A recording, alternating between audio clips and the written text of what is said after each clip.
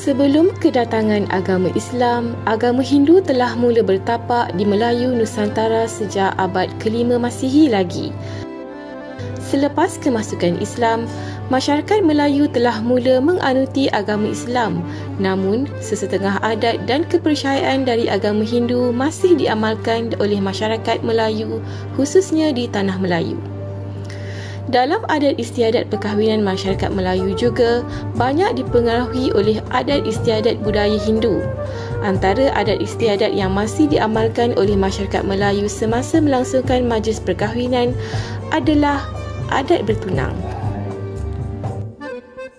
Bertunang adalah ikatan persetujuan oleh kedua-dua belah pihak pengantin untuk berkahwin. Adat merisik dilakukan sebelum upacara bertunang berlangsung. Merisik dilakukan oleh wakil pihak pengantin lelaki ke rumah pengantin perempuan untuk berbincang tentang perkahwinan.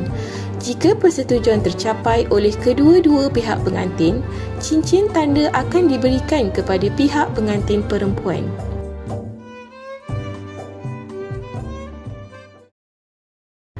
Dalam masyarakat India pula, nikayam ataupun adat bertunang dilakukan selepas mendapat persetujuan kedua-dua belah pihak. Wakil lelaki akan datang ke rumah pihak perempuan dalam jumlah bilangan yang ganjil dengan membawa beberapa barangan seperti kelapa, sirih pinang, bunga-bungaan, buah-buahan, cendana dan kumkum untuk diberikan kepada wakil perempuan. Bakal pengantin lelaki seterusnya akan melafazkan ikat janji bagi menyatakan persetujuan untuk mengahwini bakal pengantin perempuan. Sebagai tanda ikatan, kedua-dua pengantin akan menukar sirih pinang yang dinamakan tambulan marutal.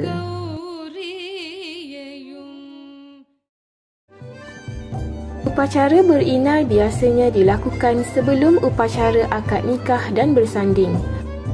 Pengantin akan dipakaikan inai di jari mahupun di kaki.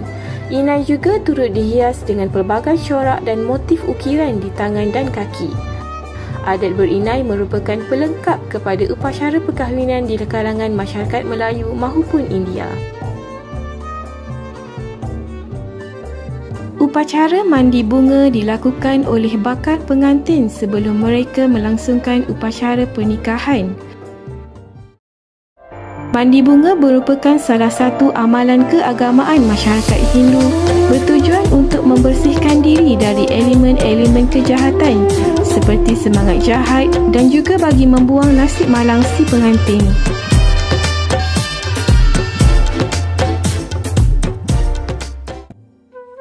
Adat bersanding dilihat sebagai suatu perkara yang wajib bagi pasangan berkahwin dari kacamata kebanyakan masyarakat Melayu. Persandingan dalam masyarakat Melayu dapat ditakrifkan sebagai suatu perlakuan yang menempatkan pasangan suami isteri yang telah diijab kabul di atas pelamin yang dihias indah dengan mengenakan pakaian yang kemas dan cantik.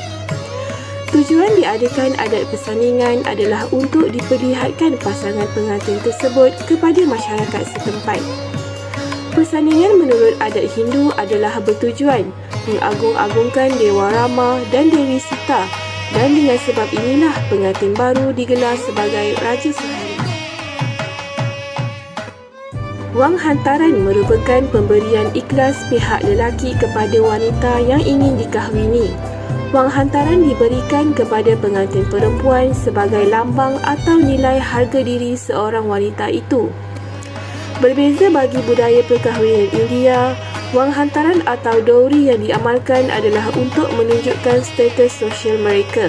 Dowry diberikan oleh pengantin perempuan kepada pengantin lelaki. Semakin tinggi nilai hantaran atau dowry itu, menunjukkan semakin tinggi nilai pengantin perempuan tersebut. Penggunaan sirih amat penting bagi upacara keagamaan dan perkahwinan masyarakat India. Bagi mereka, sirih bukan hanya untuk dimakan tetapi adalah sebagai bahan suci untuk persembahan sewaktu sembahyang di kuil dan upacara perkahwinan.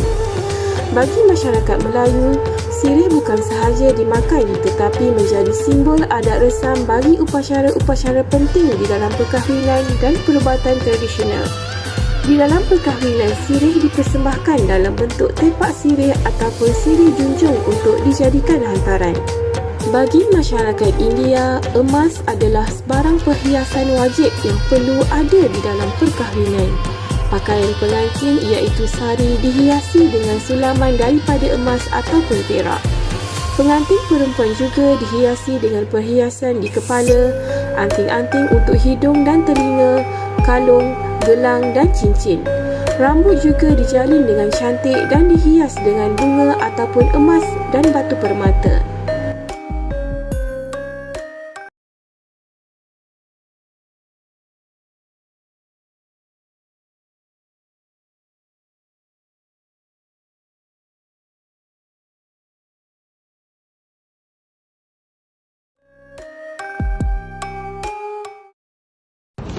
Alam Melayu kaya dengan adat dan budaya yang unik dan dihiasi dengan pelbagai pengaruh seperti animisme, Hindu, Buddha serta Islam. Asimilasi budaya bertambah rancak apabila kerajaan Melayu dahulu mulai berkembang dan menjalinkan hubungan dengan kerajaan-kerajaan besar yang lain. Setelah ajaran Islam tersebar dengan luasnya di tanah Melayu dan dianuti oleh hampir keseluruhan masyarakat Melayu, sedikit demi sedikit amalan-amalan yang bertentangan dengan ajaran Islam dihapuskan. Adat istiadat yang masih diteruskan di dalam perkahwinan Melayu pada hari ini, walaupun masih mempunyai pengaruh luar seperti Hindu, tapi masih lagi berlandaskan syarak. Hasilnya, lahirlah sebuah ikatan pernikahan yang dihiasi dengan majlis perkahwinan yang indah dan meriah, yang kaya dengan adat dan selaras dengan nilai-nilai Islam. Perkahwinan merupakan perkara penting dalam kehidupan manusia. Manakala amalan tradisi adat resam perkahwinan pula merupakan suatu agenda kesinambungan dalam sesuatu kaum. Adat perkahwinan Melayu masih relevan diamalkan pada masa kini kerana ianya merupakan salah satu warisan yang menonjolkan identiti bangsa Melayu itu sendiri. Walaupun sejarah membuktikan adat perkahwinan Melayu ini banyak dipengaruhi oleh unsur-unsur daripada adat kaum lain, namun selagi ianya tidak menyalahi hukum Islam, ianya masih boleh diamalkan dan dikekalkan sehingga generasi seterusnya. Malah dengan adanya gabungan adat kaum lain, keunikan adat perkahwinan ini semakin meriah dan memberikan khazanah kebudayaan yang akan menjadi satu identiti yang melambangkan kesenian adat Melayu. Adat perkahwinan antara kaum Melayu dan India terdapat banyak persamaan yang telah dibuktikan dari sumber-sumber ahli kaji sejarah maupun dari sumber-sumber tidak formal dari bual bicara orang-orang lama yang masih berkesempatan berkongsi informasi kepada generasi masa kini. Kesamaan ini dilihat dapat memeriahkan lagi majlis perkahwinan tersebut dan secara tidak langsung dapat memahatkan kenangan manis bagi kedua mempelai yang meraihkan majlis yang cukup bermakna dalam lipatan sejarah kehidupan mereka. Asalkan adat yang dipraktikkan tidak melangkaui syarak agama Islam yang kita anuti, pada pendapat peribadi saya, tidak salahnya adat ini diteruskan. Perkahwinan ialah hubungan terikat antara dua orang yang diiktiraf oleh pihak berkuasa secara sivil atau diikat oleh kepercayaan agama masing-masing. Masyarakat Malaysia amnya mempunyai pelbagai budaya dan agama dalam membentuk sesebuah perkahwinan. Agama Hindu ada mempengaruhi serba sedikit dalam majlis perkahwinan Melayu. Sebelum kedatangan Islam, agama Hindu telah bertapak di tanah Melayu. Sejurus kedatangan Islam, budaya dalam agama Hindu diguna pakai dalam adat istiadat perkahwinan Melayu khususnya, selagi ia tidak bercanggah dengan amalan agama Islam.